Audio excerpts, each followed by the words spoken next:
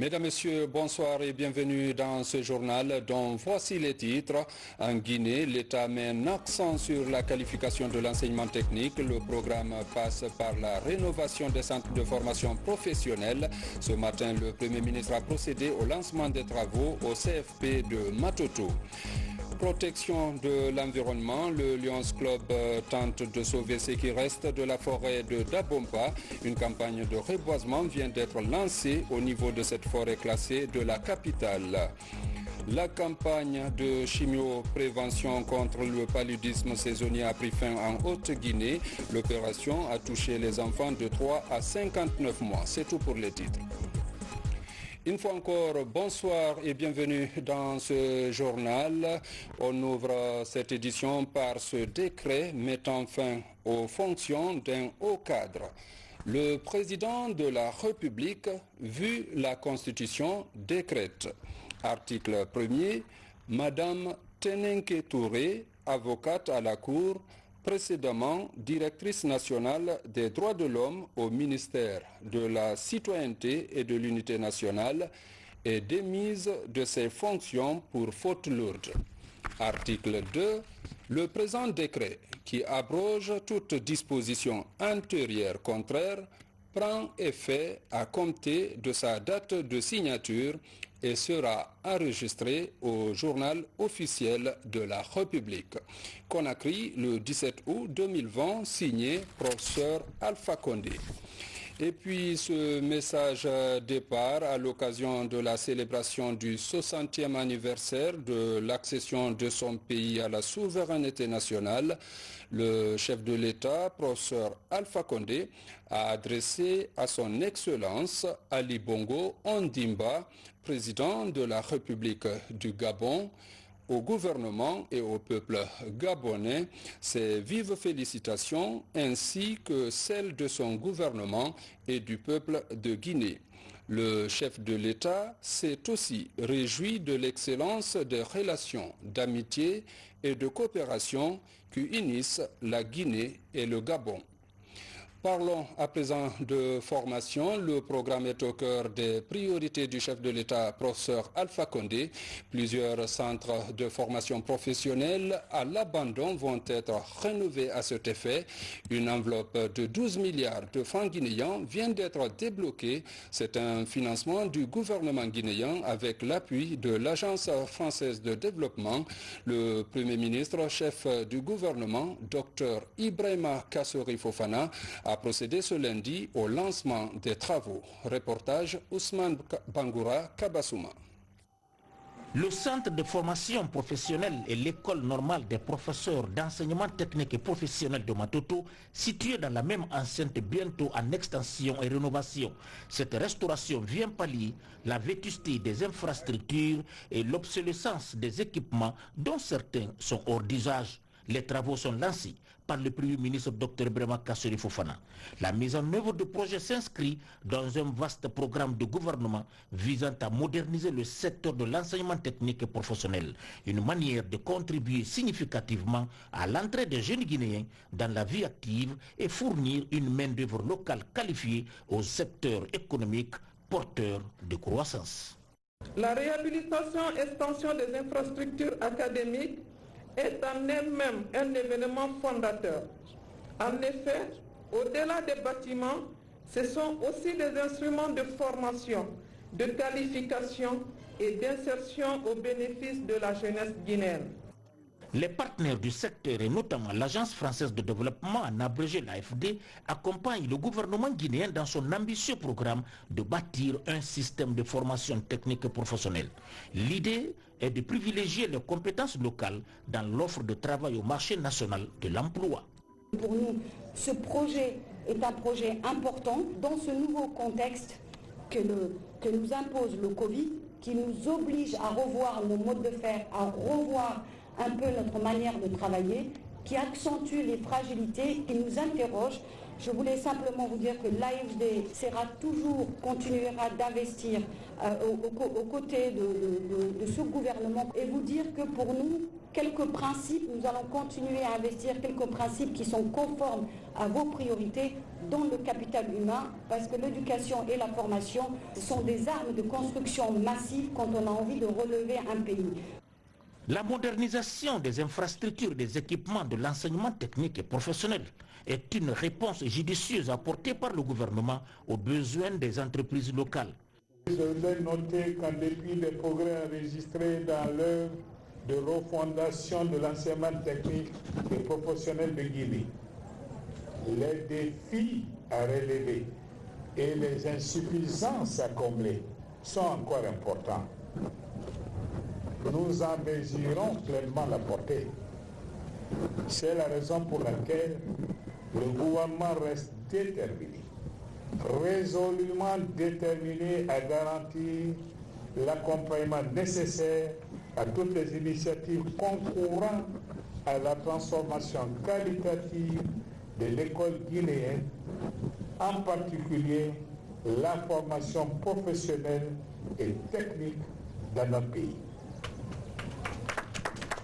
Nous sommes conscients qu'en définitive, ce sont les techniciens qui construisent un pays. Et c'est tout le sens de cet investissement que nous sommes en train de faire. Et c'est le sens de nos espoirs dans les chantiers de réhabilitation et d'extension ici à Matoto. Les travaux vont durer 9 mois. Le financement, estimé à 12 milliards de francs guinéens, est assuré par l'Agence française de développement en partenariat avec le gouvernement guinéen. Comme vous venez de le constater, c'est plutôt un reportage signé Adi Kamara. Et puis, fini les préparatifs du brevet d'études du premier cycle. Les candidats étaient ce matin dans les centres pour vérifier leur information pour ne pas être pris au dépourvu. Partout, les salles sont aménagées et des kits sanitaires sont installés. Les épreuves vont être lancées demain sur toute l'étendue du territoire national. Le point avec Francis Collier. À quelques heures du BEPC, les candidats vérifient leurs informations et recherchent leur salle d'examen. À Conakry, 131 centres sont retenus pour abriter le deuxième examen national. Dans les 5 communes de la capitale, chaque candidat s'assure d'abord que son nom figure sur la liste. Il retrouve ensuite sa salle et fait la reconnaissance de sa table à travers son PV. Je suis venue avec mes copines. Nous avons cherché, nous avons fait le tour de l'école, nous avons cherché la salle et puis on a retrouvé mon nom. Demain, je suis prête à venir. À Ratoma et à Matoto, comme dans toutes les autres communes de Conakry, les chefs de centre veillent à ce que tous les candidats soient dans les normes avant demain matin. Au centre collège Kipé, nous allons recevoir 324 candidats qui sont répartis dans 11 salles de classe, avec un ratio de 30 élèves par salle. On a déjà pris des dispositions qu'il faut. Devant chaque salle de classe, nous avons déjà affiché des listes. Et il y a des kits sanitaires, tout est prêt, à 100% presque. À laquelle je vous parle, je vous assure que nous sommes déjà fin prêts, que toutes les dispositions requises sont déjà sur place pour permettre d'accueillir nos candidats demain matin. Et vous allez le constater que dans toutes les salles déjà, nous avons mis les PV sur les bancs et que les listes sont affichées, le secrétariat est déjà prêt et même toutes les mesures hygiéniques sont déjà en place avec les kits sanitaires sur chaque bloc et puis les 2 gros kits devant le portail. Donc il y a eu des cartes où certaines n'avaient pas leurs photos, mais heureusement ils ont déjà tout mis en place et que tous ces élèves-là sont rentrés en possession de leurs cartes avec des photos. Avant le lancement officiel des épreuves prévues pour demain matin, tous les candidats se doivent de retrouver leur centre et régler les soucis de photos sur certaines cartes d'examen.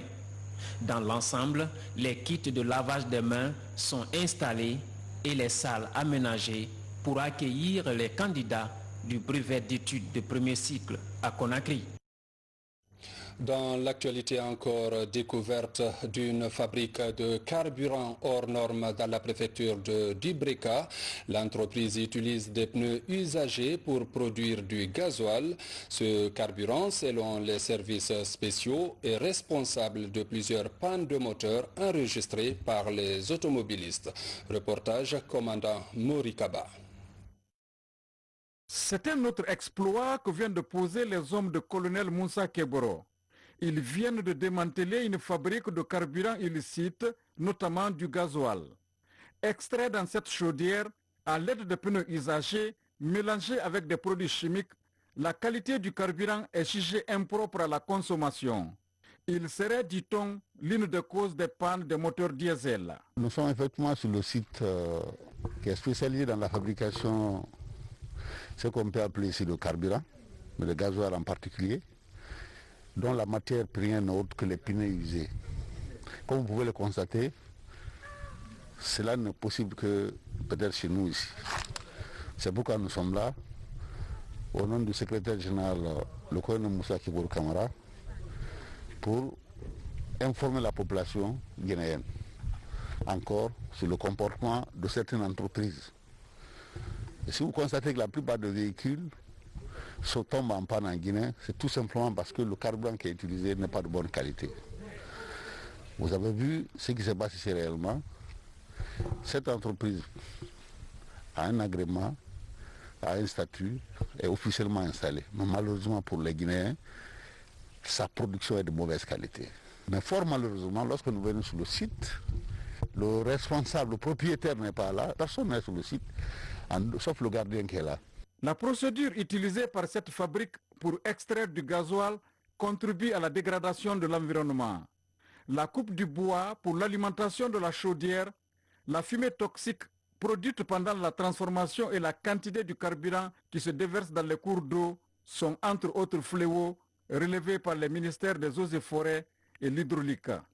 Les services de colonel Moussa Keboro entendent mettre fin à ces pratiques à la fois dangereuses et contraires à la loi.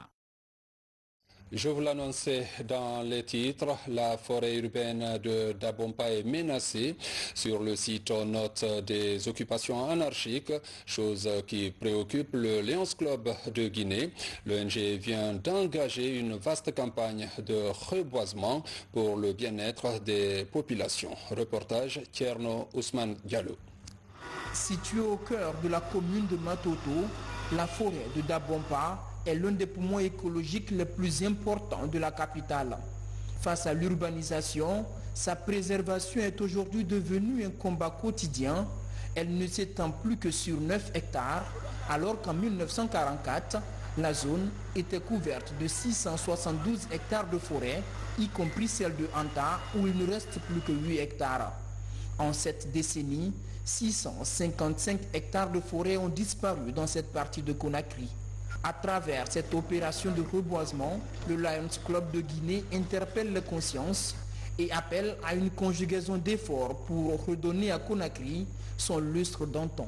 Notre pays, qui est le château d'eau de l'Afrique occidentale, est aujourd'hui agressé par l'urbanisation sauvage. Les forêts sont en train de disparaître. Nous n'avons plus d'espace vert. Donc il faut faire attention. C'est le moment d'interpeller la population pour dire que nous devons sauvegarder notre environnement. C'est le bien que nous pouvons laisser aux générations futures. Le Guinéen doit préserver d'abord même le jardin dans sa concession personnelle, à plus forte raison les forêts urbaines, car ce sont les forêts urbaines là qui constituent le poumon de la ville aujourd'hui. Si nous respirons bien, c'est grâce à ces forêts-là. Donc ces forêts sont tellement importantes, c'est comme une partie de notre corps humain. À travers cette opération de reboisement, 2000 plants de mélina sont mis en terre tout autour de la forêt de Dabompa, transformée par endroits en dépotoir d'ordures. Ce n'est pas seulement le béton et le fer qui doivent s'exprimer. Les arbres aussi doivent avoir leur place.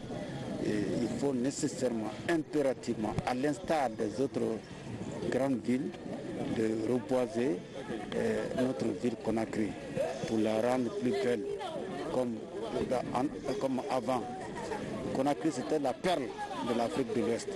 Mais malheureusement aujourd'hui nous constatons que cette image est perdue. Donc essayons de la... La lutte pour la préservation de l'environnement est l'un des axes du plan national de développement économique et social, PN2S. Pour les acteurs sociaux du Lions Club, elle fait partie des préoccupations de l'année en cours. Santé, la lutte contre le paludisme enregistre des résultats satisfaisants en Haute-Guinée. À Kouroussa et Mandiana, la campagne de chimioprévention a touché les enfants de 3 à 59 mois. Cette administration des produits aux tout-petits a permis la réduction des cas de paludisme dans les deux localités. Reportage Aboubakar Diaby et Eugène Dounamou. À Kouroussa, les distributeurs des médicaments contre le paludisme aux enfants âgés de 3 à 59 mois continuent à sillonner les ménages. Cette localité, qui fait partie des 16 districts sanitaires du pays, bénéficie aussi du deuxième passage de la campagne de chimioprévention du paludisme saisonnier CPS 2020. Déjà dans le Hamana, les responsables de famille et les équipes composées de membres de Catholic Relief Service et Plan International Guinée accordent un intérêt particulier à cette opération qui vise à préserver la vie des enfants guinéens contre le paludisme. Le pic palu s'observe souvent en saison pluvieuse et c'est ce moment-là que les partenaires ont choisi pour agir afin de diminuer la morbidité et la mortalité au sein de cette tranche d'âge. Après avoir administré le médicament, donc on conseille au chef de ménage de faire dormir les enfants sous moustiquaire. Donc puisque le médicament là, il ne s'agit pas de prendre. Si vous prenez, il faut encore faire dormir les enfants sous les moustiquaires. De Kouroussa, nous voici à Mandiana. Ici, dans le Wassoulou, le constat de notre équipe de reportage révèle les efforts fournis par ces professionnels de la santé dans la diminution du taux de paludisme saisonnier. À travers cette démarche du ministère de la Santé, les méthodes axées sur le mode d'administration des produits SPAQ sont enseignées aux parents dans les ménages. Des modules axés notamment sur le rôle de la moustiquaire dans la lutte contre le paludisme. Les médicaments qu'on donne SPAQ prévient le paludisme. Ça ne traite pas, mais tout enfant qui reçoit SPAQ pendant 4 mois dans l'année est couvert pour ne pas tomber de paludisme. La population cible vraiment du district pour cette année, de 3 à 59 mois, nous avons 80 344. Population de 3 à 11 mois, nous avons 16 069. De 12 à 59 mois, nous avons 64 275. Total agents distributeurs sont au nombre de 502. Cette opération d'administration des produits aux enfants âgés de 3 à 59 mois a duré 5 jours. La prochaine étape sera lancée par le gouvernement guinéen à travers les 10 districts sanitaires situés dans les régions administratives de Kankan, Mamou et Farana. Une autre lutte où on note également des progrès, c'est celle contre le coronavirus. Pour maintenir le cap, le respect des mesures barrières est toujours nécessaire. Une sensibilisation chez les personnes à mobilité réduite a rappelé l'importance du lavage de mains et du port obligatoire du masque pour éviter la propagation de cette pandémie. Reportage Maurice Sidibé. Quelques jours après la reconduction de l'état d'urgence sanitaire, l'organisation des secours handicapés de Guinée intensifie ses actions sur le terrain. Une campagne d'information et de sensibilisation des personnes handicapées sur les modes de prévention de la pandémie est lancée. 6 000 bavettes, 200 seaux de lavage de mains, 2 000 cartons de savon et 1 000 tubes de gel hydroalcoolique seront distribués au cours de cette campagne. Les sentiments qui m'animent, je suis très content de voir nos collègues personnes portant handicap faire des gestes comme ça, sensibilisation et aider les autres handicapés encore à connaître comment éviter le Covid-19. Nous sommes très contents de cela. La promotion des gestes barrières chez les personnes porteuses de handicap est le cheval de bataille de l'Oche Guinée. La campagne se mène de façon décentralisée dans la ville de Conakry et les régions de Kindia et Kankan. Les personnes là ne sont pas bien informées, donc il faut vraiment les sensibiliser et les doter de kits pour le lavage de mains. Donc c'est pour les épargner cette maladie. C'est pas dire que je suis bien portante et je ne peux pas attraper cette maladie. Et ce qui nous pousse vraiment encore, c'est la vulnérabilité des personnes handicapées. Ces personnes-là, nous, les personnes, je vais dire, nous sommes vulnérables face à cette maladie. Donc c'est ce qui nous pousse à monter ce projet. Selon une enquête réalisée en 2017 par l'Oche Guinée, les personnes vivant avec le handicap représentent 1,5% de la population guinéenne. Avec l'appui du programme des Nations Unies pour le développement PNUD, plus de 50 personnes à mobilité réduite ont été formées pour faciliter leur autonomisation économique et financière. La distribution des kits sanitaires se poursuit aussi à l'intérieur du pays. Cette riposte communautaire initiée par le gouvernement à travers le département de la décentralisation est soutenue par le programme des Nations Unies pour le développement. Le programme va toucher toutes les sous-préfectures et districts du pays. Mohamed Lamine Kamara. Kindia, la cité des agrumes, reste aujourd'hui une des villes où le respect des mesures sanitaires contre le Covid-19 est en forte régression. Le port du masque et autres gestes barrières sont quasiment négligés par la plupart des citoyens. Face à cette préoccupation, le programme des Nations Unies pour le développement PNUD apporte son appui au ministère de l'administration du territoire dans l'exécution de la stratégie de riposte communautaire. Ici, la mission dote les 5 préfectures de la région de Kindia de kits sanitaires composés de seaux avec des tabourets, des cache-nez, des cartons de thermoflash, de savon et d'eau de javel. Le ministère de l'administration du territoire et de la décentralisation a sollicité un appui auprès de ses partenaires, notamment le PNUD, qui a répondu favorablement en dotant, n'est-ce pas, le ministère de kits sanitaires à destination des différentes régions du pays, qui à leur tour doivent distribuer au niveau des préfectures pour que des matériels soient disponibilisés au niveau, n'est-ce pas, des administrations locales, afin que les populations sachent que la pandémie existe réellement. Cette synergie d'action du système des Nations Unies et du gouvernement dans la lutte contre le coronavirus est appréciée par les administrateurs territoriaux. Un geste qui les interpelle à s'impliquer activement dans la mise en œuvre de ce plan de riposte communautaire. Ces kits viennent s'ajouter à une longue liste de kits que nous avons reçus. Quant à l'utilisation, nous ne cesserons d'inviter nos populations au respect strict et rigoureux des mesures barrières. Quand on sait que cette riposte est devenue de nos jours communautaire. Outre cette remise de dons de kits sanitaires, la mission du ministère de l'administration du territoire va mettre en place des groupes d'action avec toutes les composantes de la ville. Des équipes qui seront outillées pour être sur le terrain afin de pouvoir mener des campagnes de sensibilisation autour du plan de riposte et de résilience au Covid-19 dans les collectivités de Kindia. Et pour être plus complet, je vous propose l'actualité nationale sous format de télégramme, une compilation signée Moussa Bangoura. Suivez. UNAD est une nouvelle coalition politique qui défend plusieurs valeurs dans la promotion de la compétence, l'unité et la cohésion nationale. Une identité politique qui se dit prête à participer à l'élection présidentielle du 18 octobre 2020. L'essentiel pour nous, c'est la cohésion nationale, l'unité nationale. Pour cela, il faut la justice.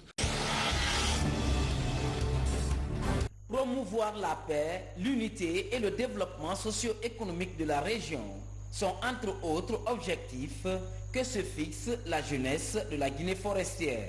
Ces jeunes, en collaboration avec le mouvement pour le progrès de la Guinée forestière, s'engagent à soutenir les actions de développement prônées par le chef de l'État, professeur Alpha Condé. Ce mouvement est un mouvement qui regroupe toute la jeunesse de la Guinée forestière. On a déjà mis en place une commission chargé de la prévention et du règlement des conflits.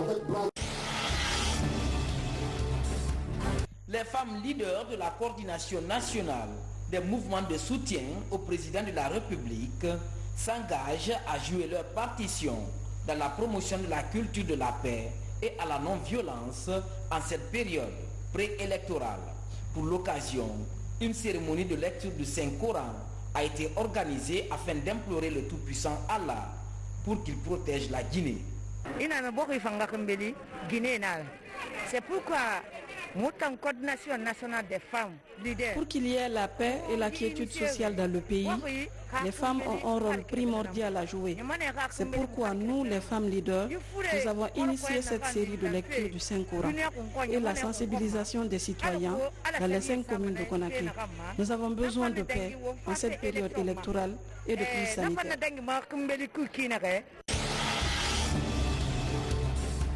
Campagne de reboisement à Demoudoula, dans la commune de Ratoma. C'est une initiative de la Jeune Chambre internationale Conakry Trésor. Ce projet de reboisement, en sa première édition, intitulé « Mon environnement, ma vie », vise à accompagner le gouvernement dans son projet de restauration des forêts et des zones dégradées. Également, à lutter contre le réchauffement climatique. Les autorités communales étaient aux côtés de ce mouvement de jeunes pour la réussite de l'événement. Le projet est dénommé I Am Green.